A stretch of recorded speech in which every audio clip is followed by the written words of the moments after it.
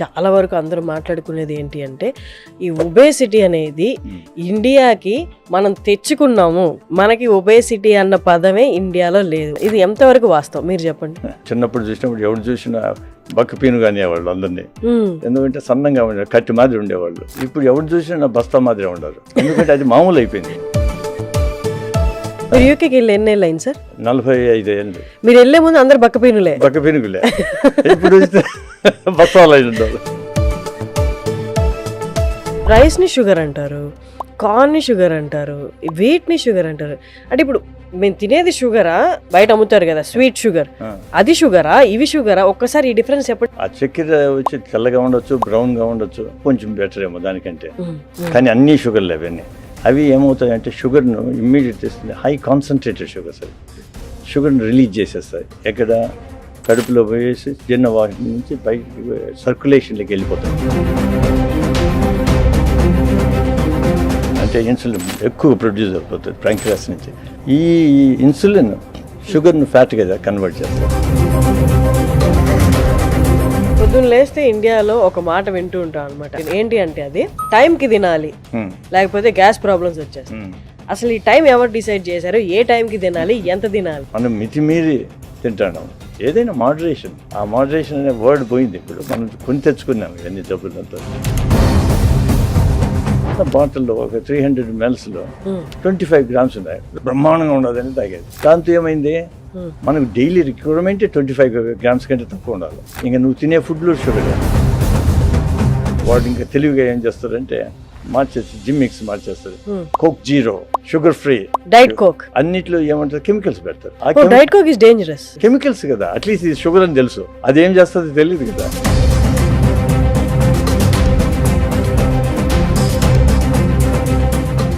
బరువు తగ్గించే ప్రాసెస్ టైంతో ఎలా మారిందో నేను మీకు ఇవాళ చెప్పబోతున్నాను. పూర్వం బరువు తగ్గాలి అంటే సర్జరీ, క్లినికల్ గా మాట్లాడి అంటే మనకి ఓపెన్ సర్జరీ చేసేవాళ్ళు. అంటే మన బాడీని ఓపెన్ చేసి సర్జరీ అనేది పర్ఫామ్ చేసేవారు బరువు తగ్గడానికి. అది ఓపెన్ బేరియాట్రిక్ సర్జరీ అనేవాళ్ళు. దాంట్లో చాలా వరకు ఫెయిల్యూర్సే కనిపించాయి. ఆ సర్జరీకి వెళ్ళిన వాళ్ళందరూ అనస్థీషియా ఇవ్వడం వల్ల కానీ అట్లా చాలా వరకు ఫెయిల్యూర్స్ కనిపించాయి. తర్వాత వచ్చిందే లాప్రోస్కోపిక్ బేరియాట్రిక్ సర్జరీ. మనిషి బాడీ మీద కత్తి పెట్టాల్సిన అవసరం లేకుండా చిన్నపాటి హోల్స్, ఇంజెక్షన్స్ ద్వారా ఈ సర్జరీ అనేది పర్ఫామ్ చేస్తారు. ఇది మొట్టమొదటిసారిగా చేసింది మన తెలుగు వారే. అది యూకేలో మొదలు పెట్టారనమాట. ఇప్పటికి 28 years అయింది వారు ఈ జర్నీ స్టార్ట్ చేసి.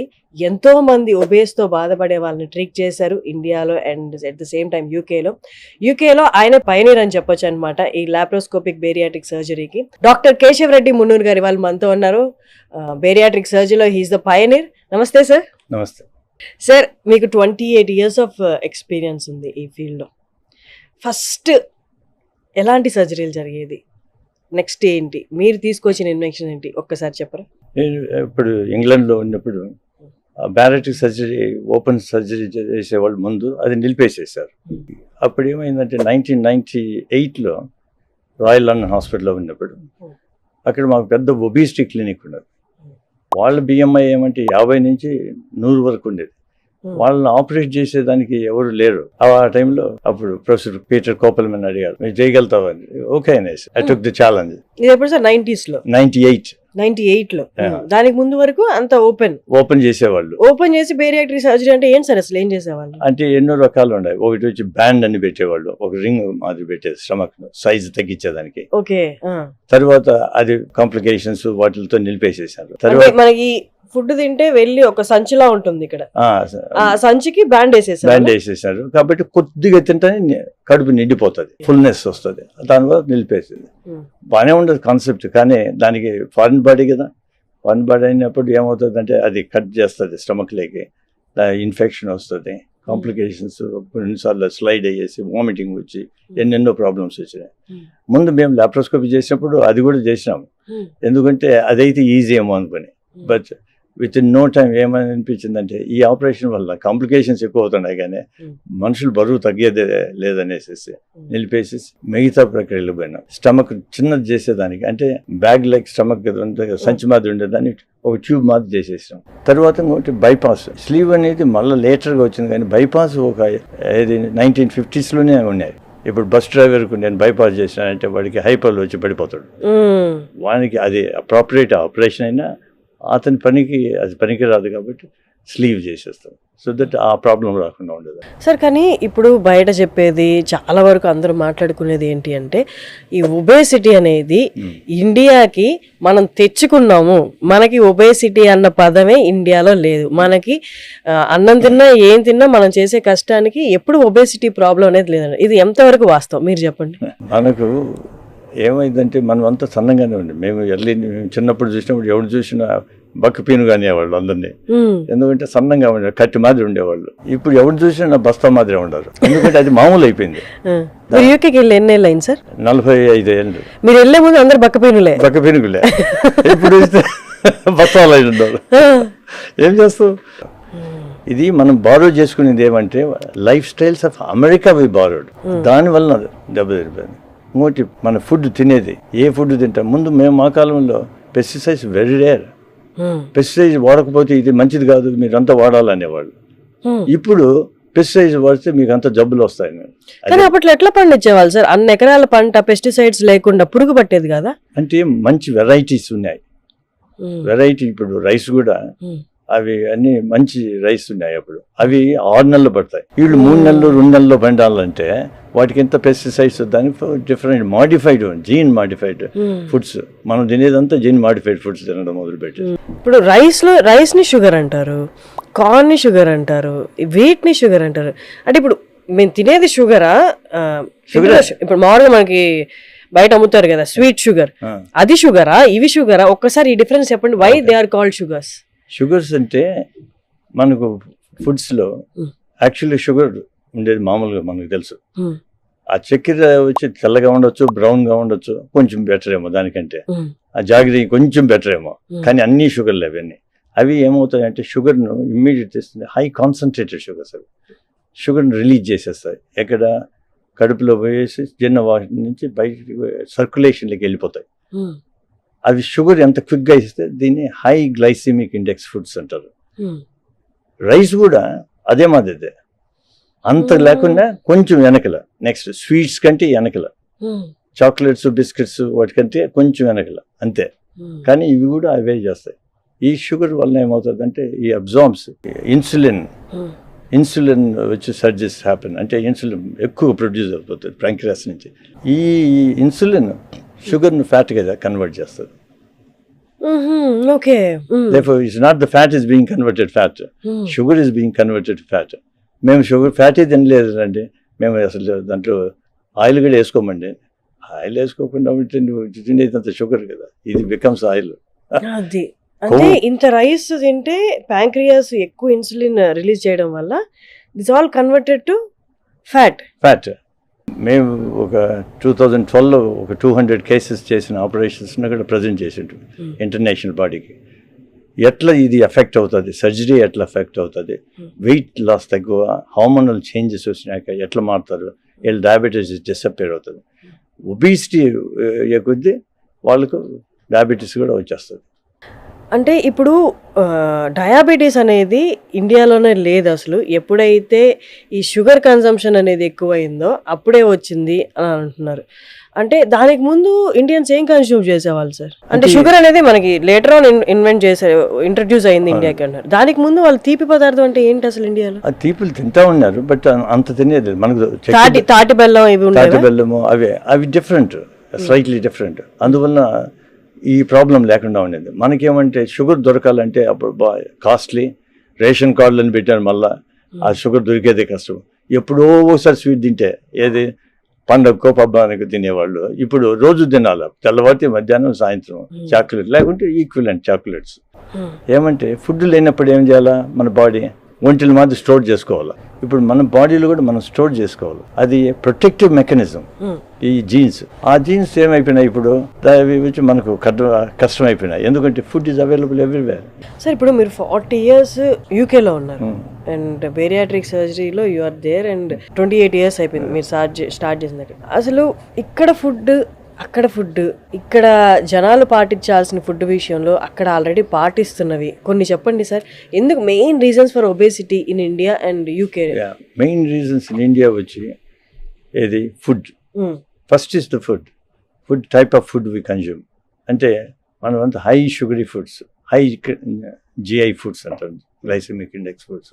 వాటి వల్ల స్వీట్స్, మన రైస్ ఎక్కువ, కూరలు తక్కువ, వెజిటబుల్స్ ఇవన్నీ తగ్గిపోయినాయి మనం.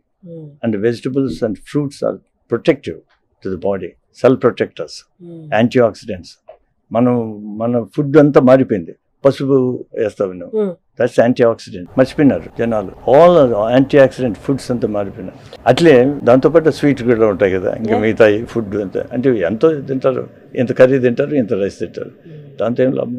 రైస్ కొంచెం ఉండాలి, పిడికిడు, అంతకంటే ఎక్కువ ఉండకూడదు. అంత పైన ఉండిందంటే నువ్వు ఊరికే అన్నెసరిగా నువ్వు బాడీని డ్యామేజ్ చేసుకుంటున్నావు.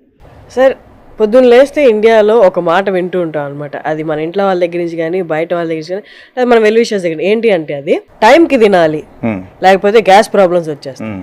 అసలు ఈ టైం ఎవరు డిసైడ్ చేశారు? ఏ టైంకి తినాలి, ఎంత తినాలి? 3 పూట్లని ఎవరు పెట్టినారు?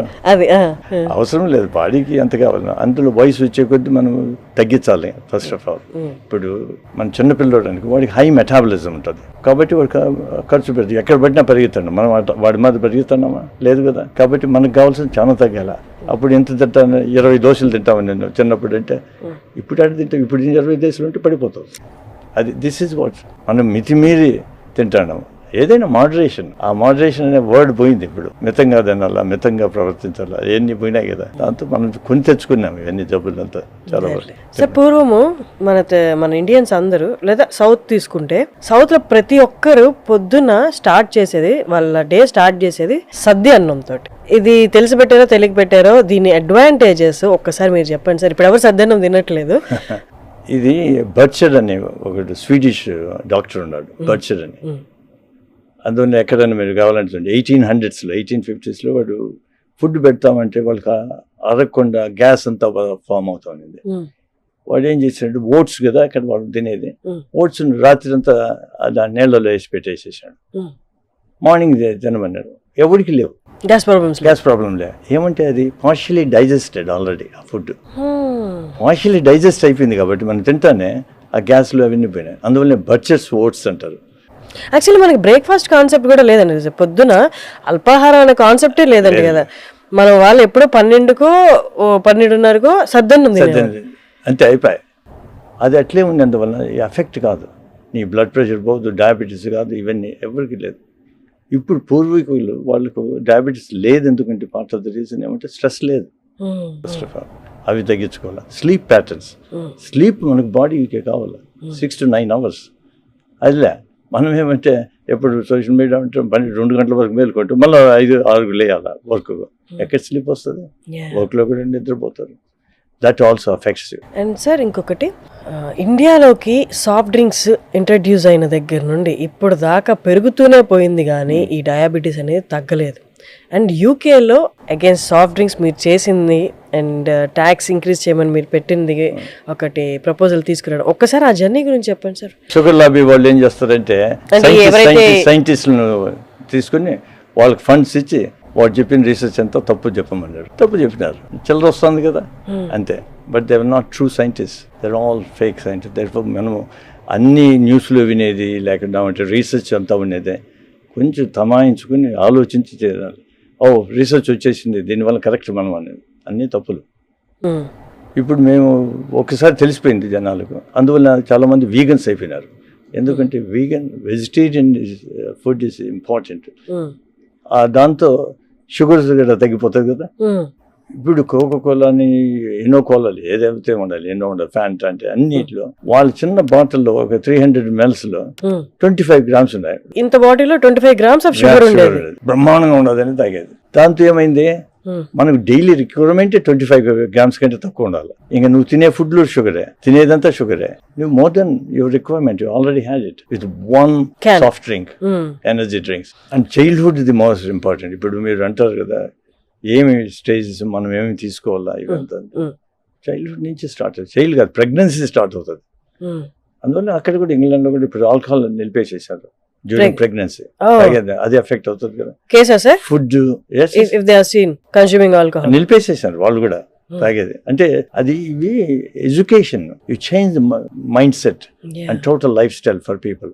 స్మోకింగ్ అండ్ ఆల్కహాల్ ఆ రెండు నిలిపేసేసి ఫస్ట్ ఇవి నెక్స్ట్ స్టేజ్లోకి ఎఫెక్ట్ అవుతాయి చైల్డ్కు. తర్వాత స్లీప్ లేకుండా ఇవేమవుతుందంటే చైల్డ్ స్టార్ట్స్ బికమింగ్ ఫ్యాట్ అయినోడు మళ్ళీ వాడు ఫ్యాట్ ఇది ఫుడ్ తిన్నాడు అనుకో ఇంకా వెరైటీ అని ఏది ఇంకా యాంటీబయాటిక్స్ చిన్నప్పుడు యాంటీబయాటిక్స్ వాడతారు.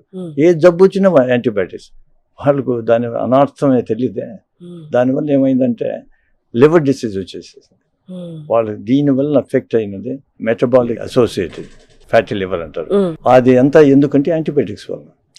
అండ్ ఇంకొకటి సార్ మనం ఇందాక సద్దన్నం గురించి మాట్లాడుకున్నప్పుడు అది ప్రోబయాటిక్ యాక్చువల్లీ. ఇప్పుడు ప్రోబయాటిక్ అని కొత్తగా కాన్సెప్ట్ ఒకటి మాట్లాడడం ప్రోబయాటిక్స్ తీసుకోండి అన్నాం. కొన్ని డ్రింక్స్ ఉన్నాయి ప్రోబయాటిక్ డ్రింక్స్ అని, అవి పరగడుపును తీసుకోవాలి అంటారు. Are they good or not? అంటే probiotics in general are good anyway, they don't do any harm. How much they good అనేది మనకు తెలియాలి. మనం ఇవి ప్రోబయాటిక్స్ తీసుకుంటే అవన్నీ డ్యామేజ్ అయిపోతాయి ఇక్కడ అసలు. యాక్చువల్గా ఏమంటే స్టమక్ లో యాసిడ్ ఉంటది కదా, acid kills most of the things. పొద్దున్నే తీసుకుంటే అయిపోతుంది. కాబట్టి వాటర్ ఏదైనా తాగేసేసి బాగా ఆ యాసిడ్ అంతా డైల్యూట్ చేసి అప్పుడు కావాలంటే తీసుకోవచ్చు, అది మంచిది. ఓకే. సో ఎవరైతే ప్రోబయాటిక్ తీసుకుంటున్నారో పరగడుపునే కాకుండా కొంచెం వాటర్ తాగి ఫ్లష్ అవుట్ అయిన తర్వాత దే కెన్ హ్యావ్ ఇట్.